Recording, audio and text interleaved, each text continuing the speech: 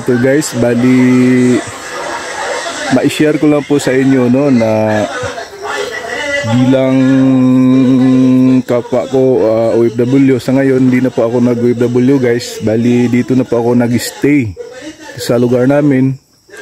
Ang ma-share ko lang po sa inyo guys, kapag may pera kayo guys, kailangan i-save niyo po talaga. Wag po kayong basta-basta magtitiwala. Hindi ko naman po lahat guys na nilalahat na masama yung kapamilya mo o mismo mga kapatid mo. Hindi ko naman po nilahat. Pero kadalasan guys, pagdating sa pera talaga, nandun na yung pwede natin masabi na nasisilaw ba? Nasisilaw. Imbis na magtulungan,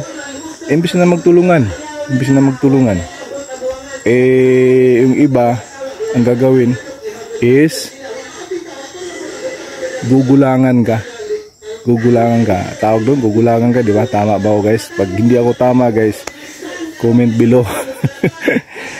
Kasi guys, totoo lang, ako relate ko talaga kasi nag-OFW din po ako dati. Kaya lahat ng pera guys, hindi ko na isave ng maayos. Kasi yung nangyari, siyempre, nandun yung kumpiyansa dahil siyempre kapamilya mo, kapatid mo mismo. Pero isa din pala yun guys na pwedeng masabi natin na yung pinaghihirapan mo ng mga ilang taon na mapunta lang sa wala. Kaya kailangan guys, magtira kayo ng sarili nyo. Kasi gaya ko, 9 years mahigit ako guys, kulang 10 years nag-abroad ako. Pero ito, back to zero ako guys. Masakit man isipin, pero yun talaga ang nangyari sa akin. So yun, ginawa ko guys, move on na lang ako, unti-unti move on ko. Pero yun nga, minsan maisip mo talaga, hindi maiwasan na gaya ko ngayon. Hindi talaga matawag na hindi ako gipit guys, gipit talaga as in. Kaya yung ano ko ito, real talk lang to guys, i-share ko lang din yung para sa akin guys. Ayaw ko rin na yung nangyari sa akin mangyayari din po sa inyo. Yung huli bang pagsisisi, wala namang magsisisi mauna guys. Kaya guys, ito lang may payo ko sa inyo, mag-save kayo ng pansarili nyo.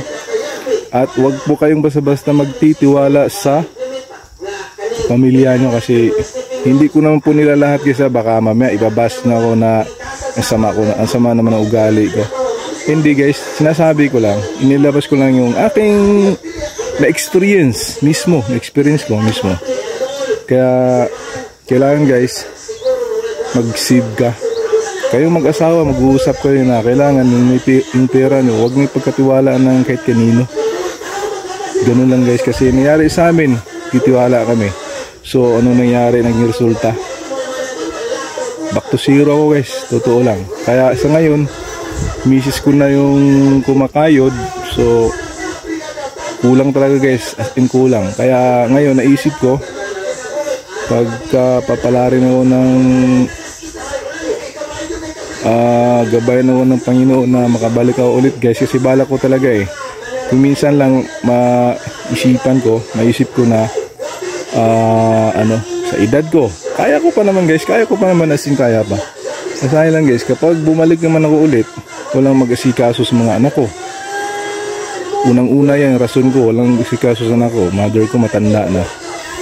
Pag mayroon silang yung youngest ko, mga anak, mayroon silang activities sa school, kung ano pa doon, walang mag-representative doon.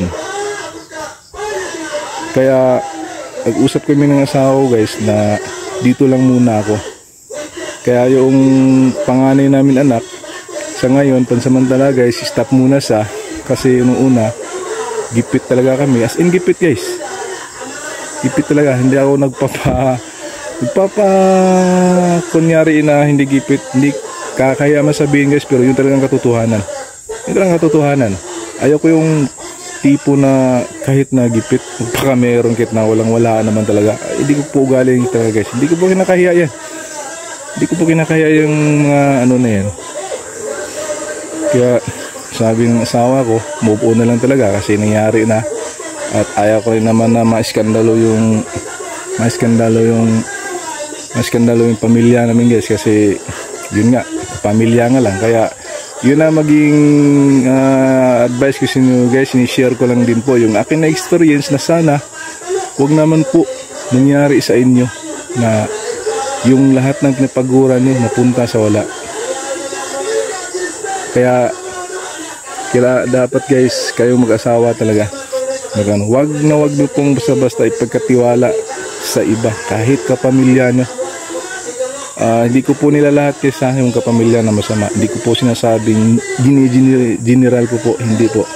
Meron talagang iba na kung sino pa yung kapamilya mo, yun pa yung tinatawag na pilit kang hatake na pababa, imbis na dapat magtulungan.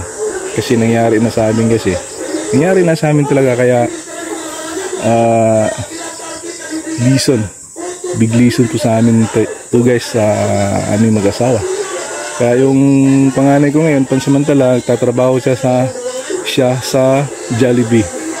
Kaya kinausap ko naman ng maayos para hindi siya magtampo, kasi ang pinapara lang namin ngayon guys muna yung youngest ko.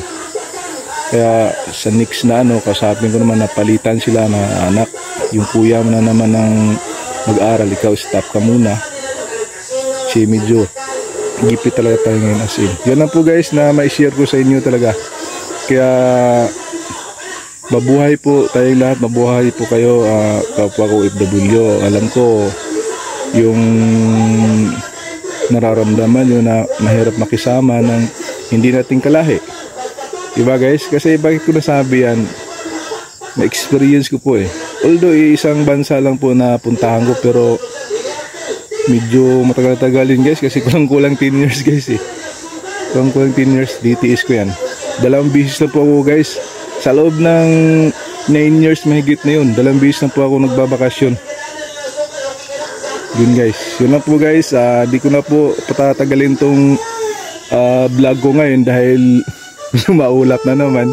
Pagpatuloy ko na lang muna itong paglilinis ko sa mga damo dito sa paligid namin guys, para just in case na may ulan, at least na ano ko na sana, bawasan ko na siya ng konti yung mga damo. So yun na lang guys, mabuhay, God bless po sa ating lahat. Ay, siya nga pala, shout out nga pala yung aking mga kamag-anak dyan sa Maragusan, Magkagong, Davao de Oro. Dati kasi San Mariano yan, binago lang, ginawang kumbal ganun. Tapos ngayon ginawang de Oro, Maragusan de Oro. Shout out po sa inyong lahat dyan. Tatagalogin ko na lang guys para maintindihan sa mga hindi nakakaintindi ng Bisaya. Ulo, pasensya na, matigas yung dila ko. Guys, nadaan ko lang sa tawa guys yung aking mga konting hinaing. Shout out po. Hindi ko na kayo isa-isahin na papangalanan kasi marami po kayo. Basta ingat na po tayong lahat. Of course, aking wife na nasa ibang bansa din ngayon, shout out din po sa iyo, mother, mabuhay po kayo mother. Andito lang po ako sa atin at todo support po ako sa mga kids natin na maging maayos sila. Pakabait ka po dyan ha. Okay, ingat, bye bye, love you.